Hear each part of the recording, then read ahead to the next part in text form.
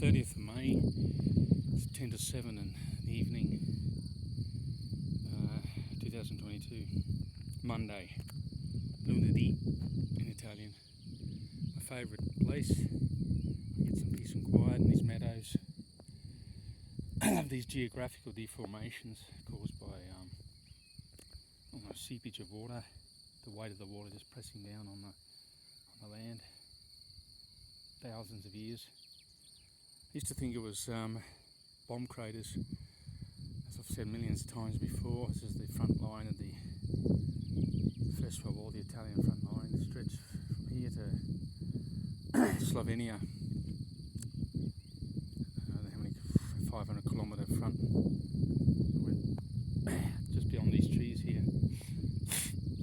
All for nothing, basically. Not really. I mean, if Austria had won, they would have maintained this land because it was divvied up after the Napoleonic Wars. Italy was allied with the French, so for punishment, it was actually French territory.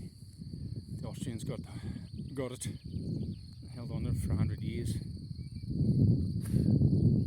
If I drive 260 k's this way in this direction, I'm in Alto Adige, which is the German-speaking, the old Austrian part, where they still regard themselves as Austrian, or they call themselves Südtirolesi, South Austrians, and particularly like Italians, but they like the autonomy that the Italian government has given them, which means they keep all their tax. A lot of their taxes just stay there, so the roads aren't like here. As you can see, really bad state. Like I ride everywhere. The roads are in a pessimo stato. A bad state, which means in Italian. It's going to take them, I reckon. I've seen so many of them ride hundreds of kilometres a week in a really bad situation. You're going to need a lot of workers, manual labourers, which Italy has not got, and a long time to fix them. I think at least maybe a decade, maybe more, because there's just hundreds of thousands of kilometres of road, secondary. They call them strada regionale, strada provinciale, provincial roads and regional roads, which are in really bad state. Of course, thousands like made from asphalt, which is the crude oil. This is like the first part of the crude oil, the bitumen, or the end result of it. And gasolio, diesel fuel, which they say is going to be in short supply. 2 days ago I rode up to Belluno, the province of Belluno, and the Dolomites. It was just a off the cuff type of decision. I got up, had a chat with a mate on the phone and said, I'm going to go and watch the second last leg of the Giro d'Italia. And I tell you what, it was one of the best days I've had for a long time. I rode out. The roads were closed like 2 or 3 hours before the race started, so there was no problem with traffic going out there, but coming back there was. I was risking my life riding my bike through tunnels where people just tear through at 150 kilometres an hour. I couldn't go around them because the paths around the tunnels, a lot of them, they call them frana. There's been a lot of landslides, so the passage was blocked. I needed climbing shoes to climb over the rocks that fallen across the path. So I had to turn back and go through the tunnel. Hell risky. What I did, why did I do that? Found out, it may seem a trivial thing, but actor Ray Liotta died, fairly young, 67, and one of the singers or musicians in Depeche Mode passed away 60. I mean, these people, multi-millionaires, they could pay for a physician to look after them 24/7 or a health consultant. Got all the money in the world, and they're no longer here to enjoy what I'm doing now. Yeah, look at this.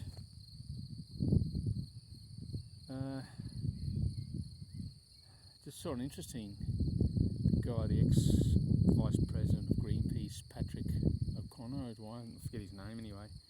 No one's listening to him. He's done some pretty good research on global warming. He's a ecologist, biologist, so he's not like Elon Musk. He's mainly strength. His forte is in physics. So this guy knows about the biological sciences. He goes, what? Studying these core samples he was referring to, and in the Arctic, and saying it was like 300 years ago the planet was a lot warmer.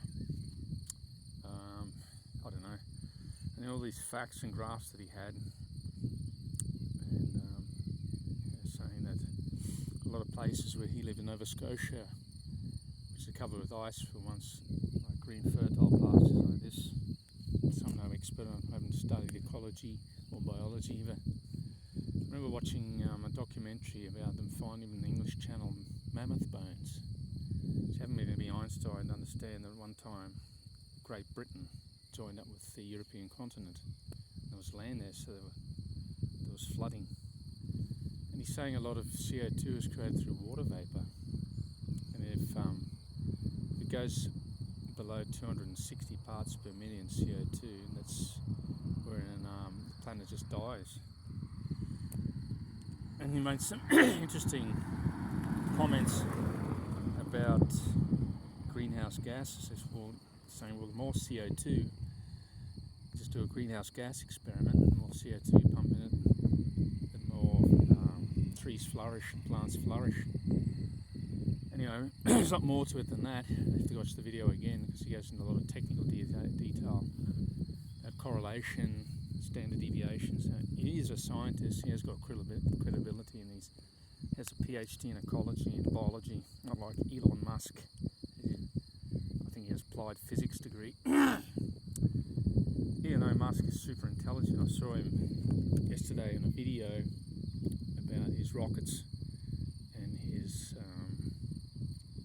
propellant plant, these massive tanks of propellant that he stores to fire his rockets. He's really switched on with technical detail about force, acceleration, torque, velocity, speed, getting to orbit, all these sorts of things. I've never seen him go into great detail about biology or ecology, the biological sciences, how the evolutionary of the planet, ecosystems, the process of photosynthesis, CO2. Has a general knowledge. I don't think he.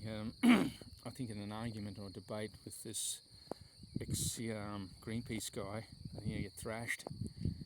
He's been basic. And his closing argument was really interesting. He goes, look, when Einstein published his theory of relativity, he had 100 papers. So they say, I have to fact check this, writing trying to discredit his findings.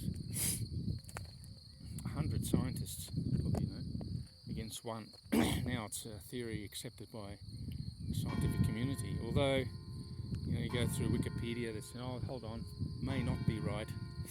So we're not certain on anything, but we seem to be certain on this course of destroying the fossil fuel economy, which is organic, so this scientist says, which supplies 98% of our energy, to go into a green economy, which he said, just kill us. He made a good point. It's in the 1700s, or late 1600s, early 1700s, coal wasn't around. I think it was just being discovered. People, for all our energy needs, were hacking the hell out of forests for heating, glass. A glass bottle wasn't made through gas or coal energy fired. It was wood. Everything was timber. Everything. Cement is 5% of CO2 emissions. What are we going to do without that? And so, like here, all this region here,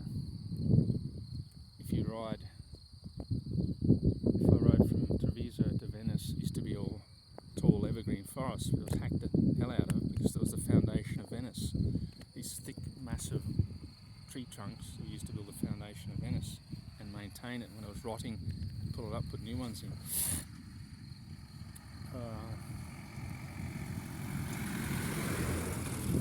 But they get all this money, you're saying, it's so many billions of dollars of funding from the fossil fuel economy, subsidises the green economy.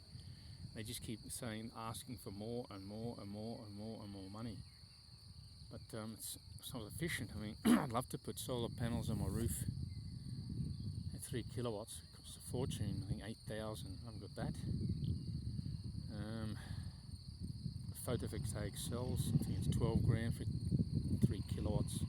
Electric car, the cheapest one in Europe is 30,000. I don't know. And anyone who goes against climate change, unbelievers, are just discredited as stupid. You've got to listen to both sides. Anyway, I enjoyed myself Saturday. I saw the second last leg of the tour. Pretty incredible experience. You know, the cars, the marketing cars, and goes with the sport. The police escort. It's a non-polluting sport, cycling. I was on a bike. The blues were the escort cars and the motorbikes following. But I enjoyed myself. Dolomites, beautiful area. It's a positive thing I did instead of like focusing, you know, we're in a brutal period, war, you know, about 800 k's from here.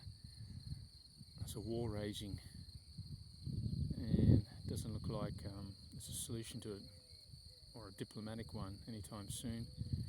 We've just got a bunch of idiots running this world.